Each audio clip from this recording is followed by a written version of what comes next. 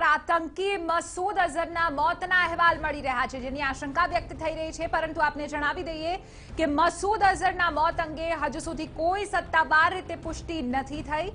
Media રિપોર્ટ્સના આધારે મસૂદ અઝહરનું મોત થઈ ચૂક્યું છે। પાકિસ્તાને મસૂદ અઝહરના મોતની વાતને એક તરફ ફગાવી છે। આપને જણાવી દઈએ કે પાકિસ્તાનના કહેવા અનુસાર મસૂદની હાલત ગંભીર છે।